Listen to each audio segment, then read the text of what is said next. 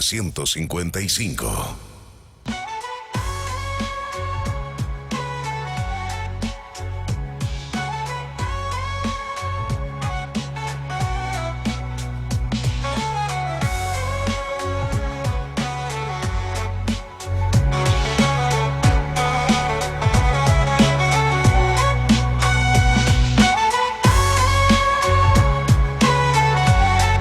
La semana pasada se trató en la Cámara de Representantes de la provincia los proyectos que hacían referencia a la posibilidad de crear un área especializada dentro de la justicia misionera para atender la creciente preocupación que hay sobre ciberdelitos o sobre la ciberdelincuencia. Finalmente tomó así forma la creación, porque se lo trató en una sesión express en la Comisión Específica de Legislación General, Justicia y Comunicaciones.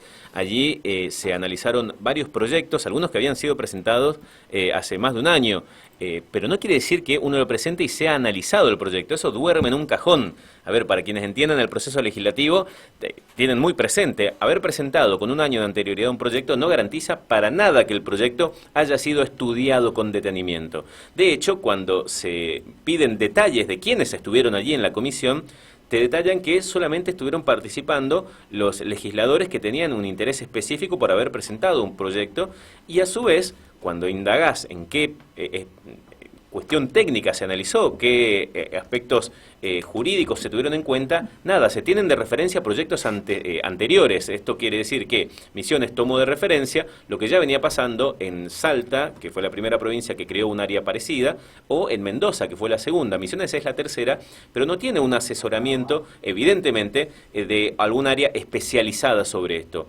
Finalmente ya se sancionó porque el jueves pasado llegó al pleno de la Cámara de Representantes y con una mayoría especial, que la tiene la renovación por tener 2/3, obtuvo finalmente la sanción de esta ley.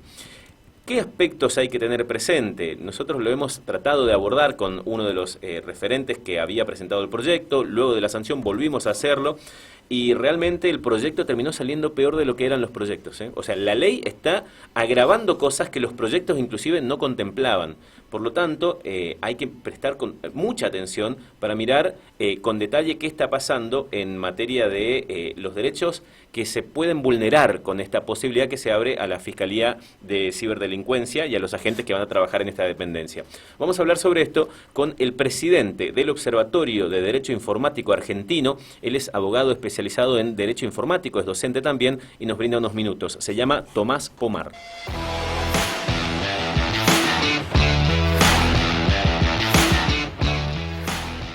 Tomás, ¿cómo estás? Gracias por atendernos. Buen día.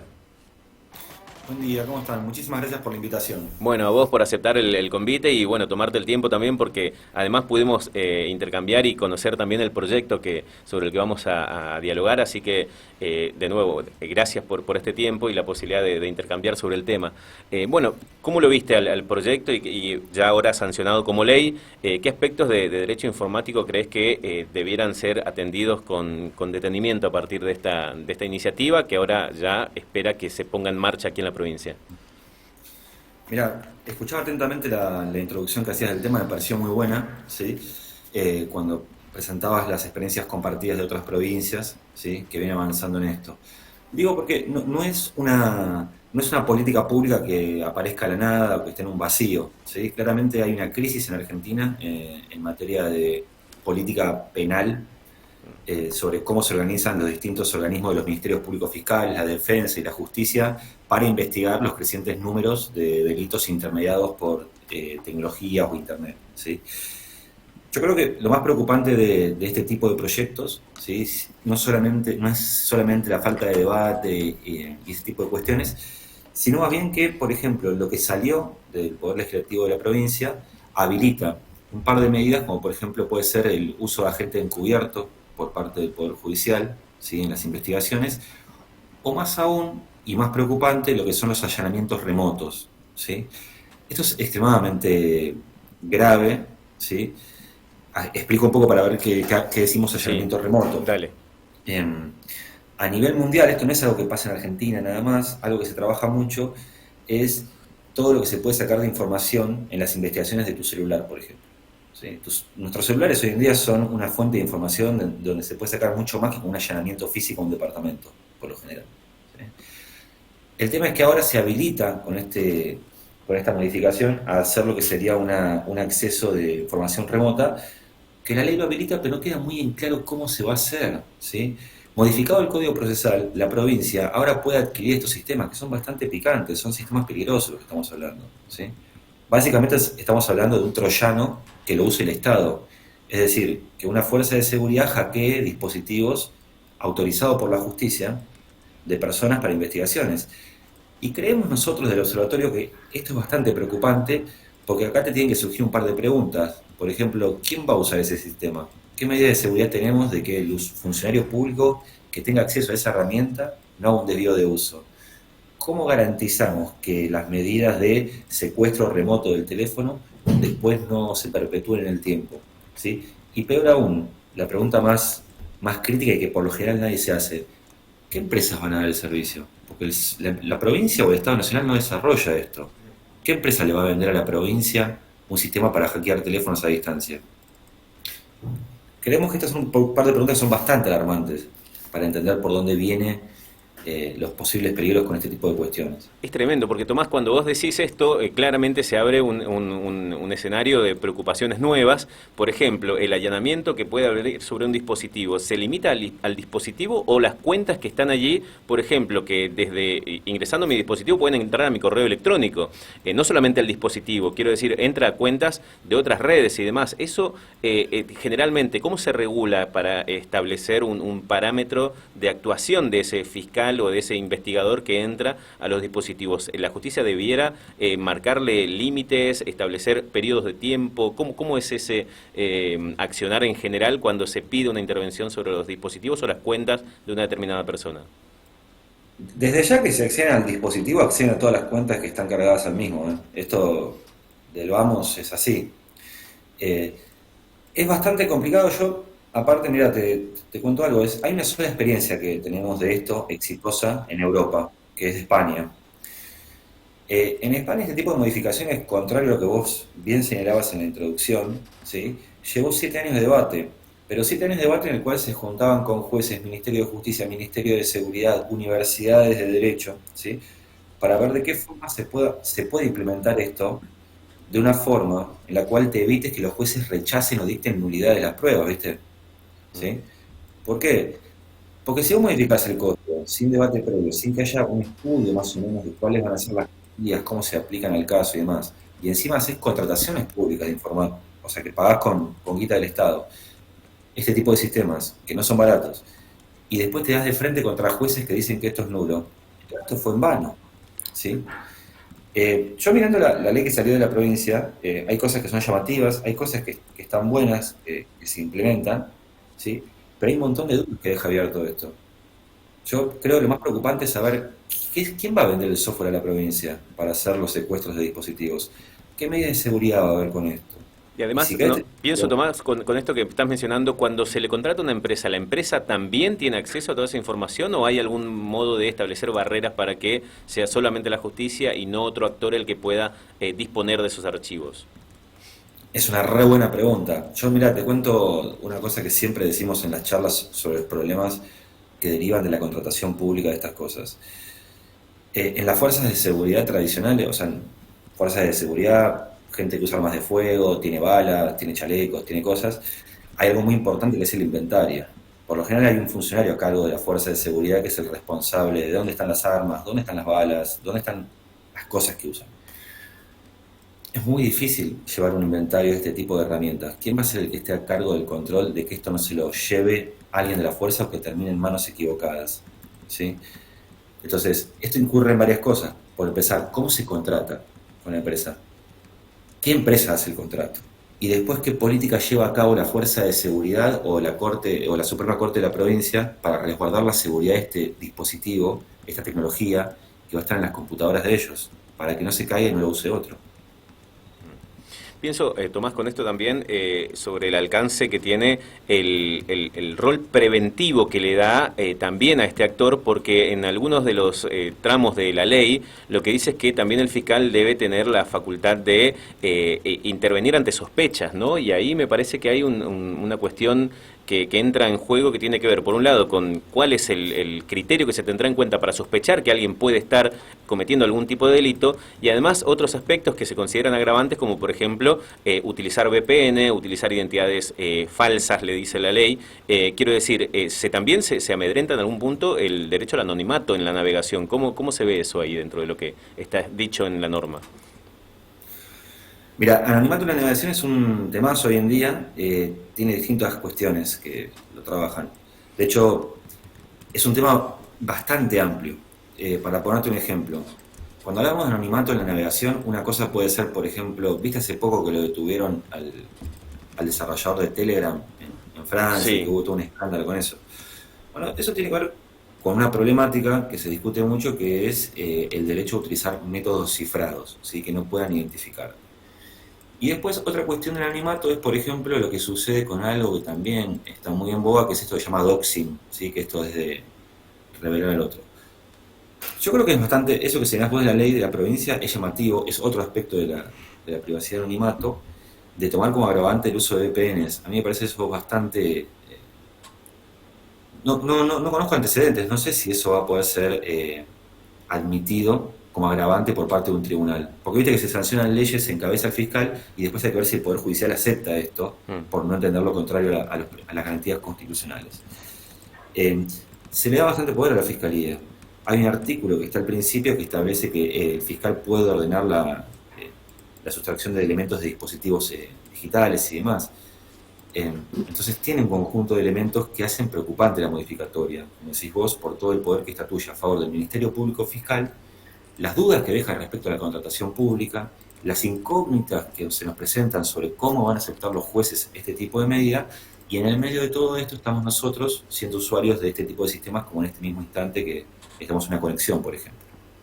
Además, creo que ahí hay una zona también bastante polémica, que es la cuestión de la prevención, que permite monitorear ante la sospecha y que va generando, aún sin una acusación inicial, ¿no? Sin enmarcar esas actuaciones dentro de una causa que esté en proceso. O sea, no hay una orden judicial que establezca monitorear a esta o a esta persona, sino es el mismo criterio del que interviene monitoreando, sin mucha claridad sobre si tiene capacidad técnica. Y esta es una consulta también para vos, Tomás, si técnicamente se puede monitorear a múltiples personas en simultáneo. Es decir, hay software para monitorear en simultáneo a 10, 40, 200 personas que se puedan estar intercambiando archivos o estando en algún tipo de práctica delictual.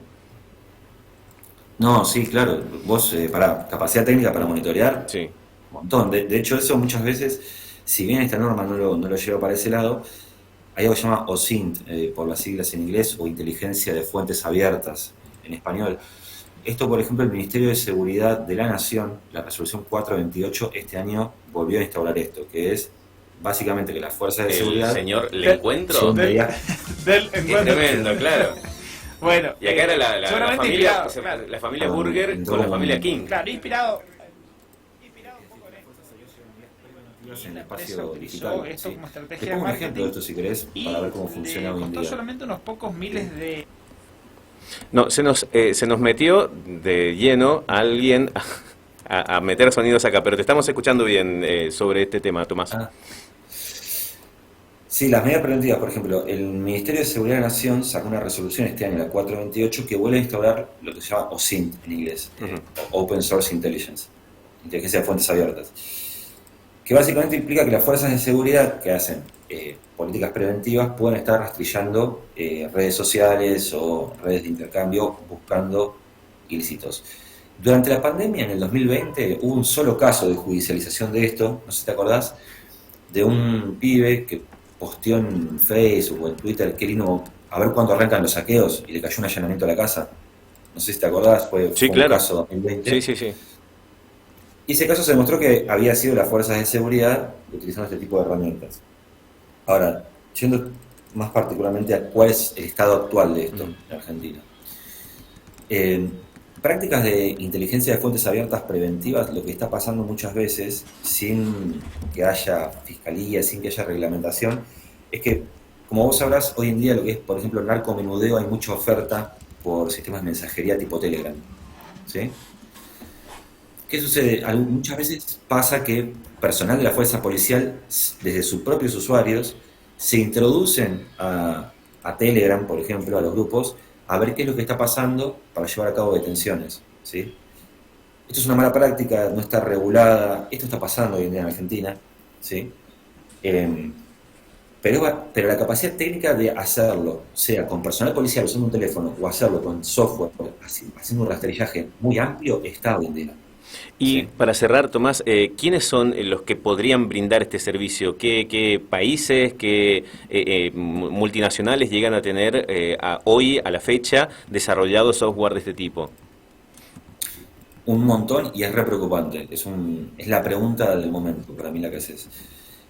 Por ejemplo, en la causa de Odia contra el sistema de reconocimiento facial en la Ciudad de Buenos Aires, esa causa tomó mucho estado público y tiene una cosa graciosa. Fue publicada en Japón, salió publicada en Inglaterra, tomó estado internacional la causa. De hecho, nosotros hemos terminado en Costa Rica, en Europa, yendo a dar conferencias por esta causa. Perdón, abro acá una nota al pie. Es el sistema que se utilizaba en las estaciones de trenes y que mediante las cámaras iban tratando de detectar si había personas que tenían pedido de captura, pero que arrojó varios resultados falsos, es decir, podía por aproximación requerir la intervención de la policía con una persona que iba transitando por el lugar sin ningún tipo de pedido judicial ni que tenga que ver con la causa que esté investigando y que haya sido ingresada al sistema como información, ¿no? Totalmente, y aparte tuvo otro problema que fue una vez que durante la causa se secuestraron las computadoras que utilizaba la policía, se detectaron muchas inconsistencias. Mm, Había nombres cargados ahí que no eran prófugos. No importa, fue un bien. caso que tomó estado público.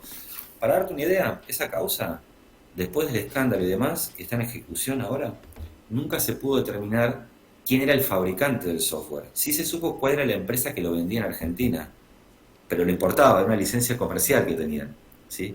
Entonces, ¿quiénes van a vender esto? Lo más probable, bajo el esquema actual, es que sean empresas argentinas que hacen un contrato con otra empresa extranjera que importa una licencia comercial y empiezan a vender el software. Entonces, se vuelven como mamushkas, capas y capas de contratos entre sociedades que nunca te permite saber bien si fue fabricado en Israel, en Rusia, en China o en Estados Unidos. Y esto es un problema para nuestra seguridad bastante grande, o es un problema de transparencia también. Y esas empresas tienen la posibilidad de, por ejemplo, a ir cubriendo zonas, digo, que la provincia de Misiones, la de Mendoza, la de Salta, puedan acceder a ese mismo sistema. Tienen, tal vez no sea el término, pero una puerta trasera para ir haciéndose también de esa información que sea cargada acá en Argentina sobre, por ejemplo, estas prácticas de reconocimiento facial, las causas judiciales en las que intervengan estos actores del Poder Judicial. Digo, ellos tienen posibilidad de meter algún tipo de acceso oculto para los mismos operadores de la justicia que manejen o que carguen información allí. Buenísimo, preguntón. Mirá, te cuento algo. El sistema de reconocimiento de la Ciudad de Buenos Aires, vos cuando comprás software complejo, hay algo que se llama, es común, es sacar un ticket. Seguramente a ustedes tal vez le pasa, si usan sistemas ahí, que llamás a un proveedor y reportás un problema, Ujú, ¿sí? Como una asistencia técnica, una claro, mesa de asistencia. exacto, sí, sí. Eh, Bueno, la Ciudad de Buenos Aires tenía eso, o sea, en el sistema de reconocimiento facial, una mesa de asistencia técnica que le daba soporte a la policía. Si eso está, es que hay posibilidad de comunicación lógica entre los sistemas que están utilizando en las computadoras de la policía con respecto de la empresa que le da el soporte técnico. Y todo esto funcionaba sin ningún tipo de, digamos, de estructura que reglamente esto de forma adecuada. Y es bastante peligroso darle acceso a un privado a las computadoras de usuarios policiales, ¿me explico? Totalmente. Entonces sí, recontra, lo que vos decís Mm. puede llegar a suceder, es una hipótesis que se tiene en investigación, no te lo puedo demostrar diciendo, sí, hicieron esto, pero que la estructura da a entender que podía suceder lo que vos marcás, sí, y es súper súper grave, está buenísimo que lo preguntes, por cierto. Tomás, te agradecemos enormemente la gentileza de conversar con nosotros y brindarnos todos estos conceptos y estos detalles del análisis que has realizado sobre los proyectos y sobre los antecedentes en donde ya intervino el observatorio. Así que gracias de nuevo y a disposición por aquí también para próximas charlas. Muchísimas gracias a ustedes por la invitación, ¿sí? Un gustazo, la verdad. Igualmente, gracias. Tomás Pomar es presidente del Observatorio de Derecho Informático Argentino, es abogado especializado en Derecho Informático, marcando algunas de las puntas que quedan abiertas ahí al respecto de lo que fue la creación de la Fiscalía en Ciberdelitos, que tiene muchas herramientas para intervenir en el universo digital y muchas preocupaciones que quedan allí. Y sobre esto último me parece determinante. ¿Quién será el que acceda por la puerta de atrás para tener a disposición, cuando todos estemos durmiendo, ¿quién puede entrar a relevar qué información tiene la justicia misionera sobre eso? No sé si hay un control muy claro sobre cuáles son esos resguardos que tiene que tener la justicia para controlar efectivamente a que el proveedor de estos software no termine también accediendo a esa información que está en una investigación en proceso. Y por otra parte, Diego, señalar que esto tiene que ver claramente con el poder, ¿sí? La manera en la cual se ejerce y se conserva o se acrecienta el poder, porque si nosotros analizamos los 3 distritos donde se avanzó con este tipo de legislación, Mendoza, Salta y Misiones, vos tenés una pertenencia partidaria o ideológica variopinta. Entonces, no es una cuestión meramente de una línea o de una ideología política. Acá